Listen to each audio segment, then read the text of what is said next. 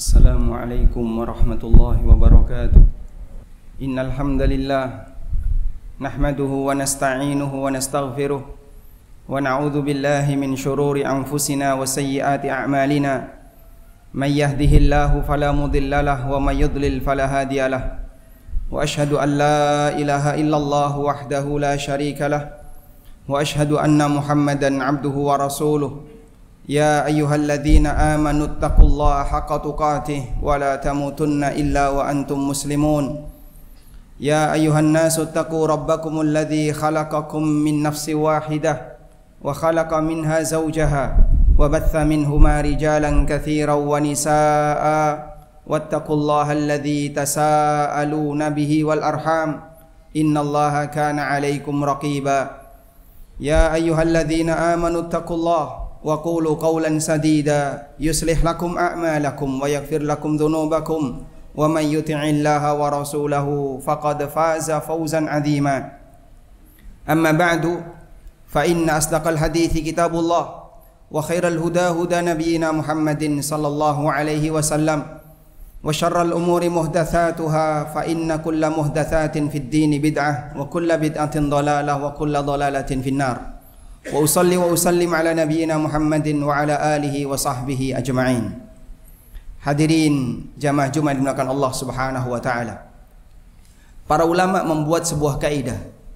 Kaidah itu menyatakan syaraful ilmi bi syarafil ma'lum. Nilai dari kemuliaan ilmu tergantung dari objek yang dipelajari. Karena itulah para ulama menyatakan bahwa ilmu agama adalah ilmu yang berada di tingkatan paling atas, karena ilmu agama mempelajari wahyu Allah Subhanahu wa taala yang diturunkan kepada nabi yang mulia. Kendati demikian, ada beberapa ilmu yang disebut oleh para ulama sebagai ilmu mulia walaupun itu berurusan dengan masalah dunia. Salah satu di antara ilmu yang dipuji oleh Imam Asy-Syafi'i rahimahullah adalah ilmu kedokteran. Karena beliau menganggap bahwasanya ilmu ini sangat dibutuhkan oleh umat. Sampai beliau rahimahullah pernah menyampaikan dalam sebuah pernyataan seperti yang dikutip oleh Adz-Dzahabi dalam Siyar A'lamin Nubala. Beliau mengatakan, "La a'lamu ilman ba'dal halali wal haram anbala minat tibbi." Belum pernah aku mengetahui satu ilmu yang lebih mulia setelah halal haram, setelah ilmu masalah agama. Anbalal minat tibbi, yang lebih mulia dibandingkan ilmu kedokteran. Illa anna ahlal kitabi qad ghalabuna alaihi. Sayangnya ahli kitab yaitu Yahudi dan Nasrani lebih mendahului kita dibandingkan diri kita dalam mempelajari dan menguasai ilmu ini. Bahkan Imam Asy-Syafi'i rahimahullahu taala pernah menyatakan bahwa ilmu kedokteran salah satu di antara piranti ilmu yang dibutuhkan oleh masyarakat selain ilmu agama. Sampai beliau pernah menyatakan, la taskunanna bi baladin la yakunu fihi alimun yuftika an amri dinik wala tabibin yunabbiukan an amri badanik. Kau jangan tinggal di sebuah daerah yang di tempat itu tidak ada ulama yang bisa memberikan fatwa terhadap masalah agamamu, dan tidak ada dokter yang bisa menceritakan tentang kondisi badanmu. Sampai Imam Asy-Syafi'i rahimahullah menyebut ilmu ini sebagai salah satu di antara ilmu yang sangat dibutuhkan oleh masyarakat, sebagaimana layaknya ilmu agama. Namun jamaah dimuliakan Allah, ada satu keprihatinan yang pernah disampaikan oleh Imam Asy-Syafi'i rahimahullah terkait kondisi kaum muslimin. Mengingat ilmu ini ilmu yang penting, tapi ternyata ahli kitab lebih menguasai dibandingkan kaum muslimin. Diceritakan oleh salah satu murid beliau, Harmalah Al-Misri. Harmalah mengatakan, "Kana Asy-Syafi'i yatalahhafu ala ma dhayya'al muslimun min at-tibb." Imam Asy-Syafi'i sangat menyayangkan ketika kaum muslimin menyia-nyiakan ilmu kedokteran. Wa yaqul, sampai beliau mengatakan, "Dhayya'u thulutsal ilmi." Kaum muslimin telah menyia-nyiakan sepertiga ilmu, wa wakaluhu ilal yahudi wan nasara. Dan mereka serahkan ilmu ini kepada Yahudi dan Nasrani. Yang ini menunjukkan bagaimana perhatian Imam Asy-Syafi'i terkait ilmu kedokteran, yang seharusnya itu menjadi motivasi bagi kaum muslimin untuk lebih serius dalam mempelajarinya.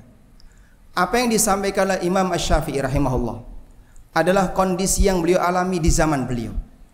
Apakah suasana semacam ini juga dialami oleh masyarakat kaum muslimin di zaman sekarang? Anda sebagai para dokter, calon dokter, atau yang mempelajari ilmu kedokteran tentu lebih paham tentang kondisi ini.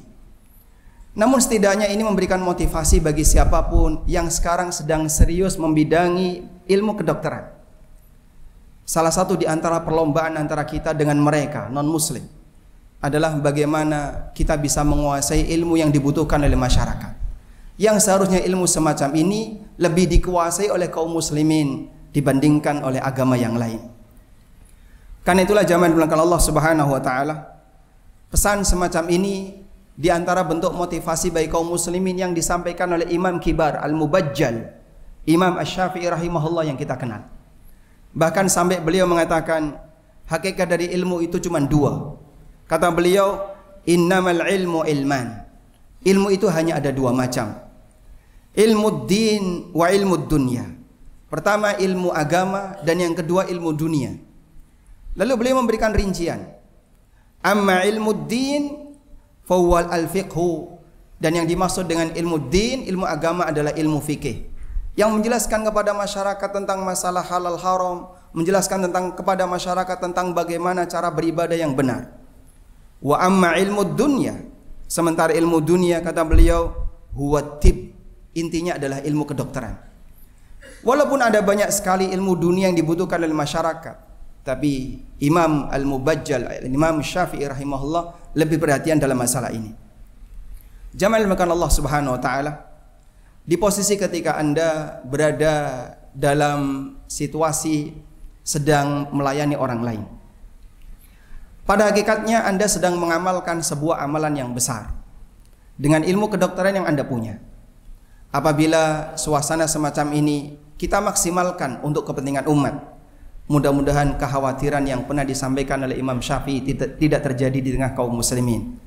Maka amanah semacam ini semoga disadari oleh semuanya, terutama bagi mereka yang sekarang sedang menekuni bidang kedokteran. Demikian sebagai khutbah yang pertama. Aqulu qawli hadza wa astaghfirullah. Alhamdulillahi wa kafa, wassalatu wassalamu ala rasulil mustafa wa ala alihi wa sahbihi wa mawalah. Wa ashhadu an la ilaha illallah wahdahu la syarika lah. Wa ashhadu anna Muhammadan abduhu wa rasuluh. Ya ayyuhalladzina amanu taqullaha haqqa tuqatih wa la tamutunna illa wa antum muslimun. Hadirin jamaah Jumat dimulakan Allah Subhanahu wa taala. Di antara pertimbangan kenapa ilmu kedokteran dipuji oleh para ulama, karena ilmu ini banyak memberikan manfaat bagi umat, banyak memberikan manfaat bagi masyarakat. Namun kita juga perlu menyadari bahwa nilai kemanfaatan itu akan bisa berwujud pahala jika diiringi dalam rangka melayani masyarakat dengan maksimal. Sebagaimana yang pernah dinyatakan oleh seorang ulama kibar, Abdullah bin Mubarak, gurunya Imam Bukhari, ada amal besar bisa menjadi tidak bernilai gara-gara niat, dan ada amal yang kecil bisa bernilai besar gara-gara niat.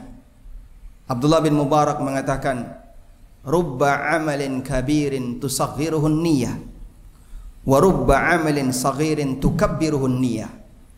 Ada banyak amal besar tapi nilainya jadi kecil gara-gara salah niat, dan ada banyak amal kecil tapi diiringi dengan niat yang besar maka dia bernilai besar.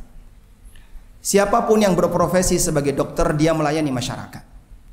Dan kita tahu bahasanya semangat para dokter ketika melayani mungkin berbeda-beda, tergantung niat antara satu dengan yang lain. Dan suasana niat semacam inilah yang nanti akan menentukan nilai apakah Anda berpahala ataukah tidak. Seberapa besar nilai pahala yang Anda dapatkan dihitung dari kualitas niat yang Anda punya. Karena itu Nabi SAW ingatkan dalam hadis riwayat Bukhari Muslim, wa innama likulli imri'in ma nawa.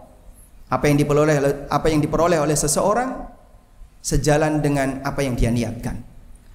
Apabila ada orang yang dia mempelajari ilmu kedokteran, kemudian dia jadikan itu sebagai profesi dalam hidupnya, tapi dalam pikirannya hanya sebatas untuk menguntungkan pribadinya, bagaimana agar dia bisa menjadi orang yang sukses dari sisi dunia, punya kekayaan materi, punya bayangan bisa mendirikan rumah sakit dan seterusnya, tapi hanya sebatas pertimbangan dari sisi dunia, maka mungkin tidak ada nilai lebih untuk orang semacam ini.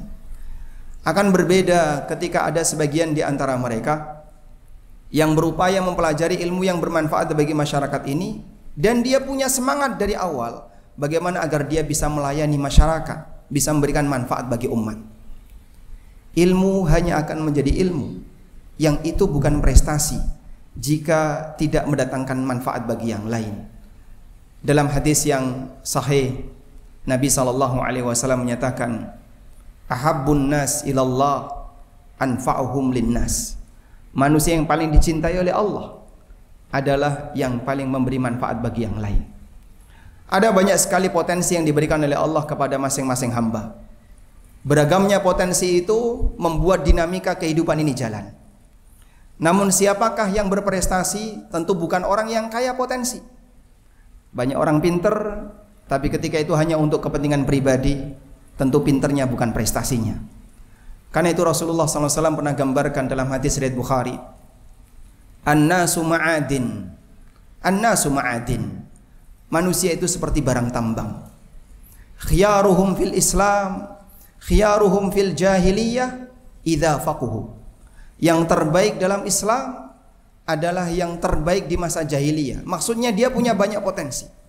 Idza faquhu, apabila dia paham agama dan dia maksimalkan potensinya untuk mendukung kegiatan sosial keagamaan. Karena itu prestasi Bapak Ibu sekalian, saudara-saudara sekalian, baik yang sudah jadi dokter maupun yang sekarang sedang belajar untuk menjadi dokter, atau yang jadi perawat, atau yang sedang belajar untuk menjadi perawat, termasuk juga yang kuliah di fakultas yang lain, semua kita diberi potensi oleh Allah yang beragam. Dan perlombaan kita adalah siapakah di antara kita yang paling banyak memberikan manfaat bagi umat.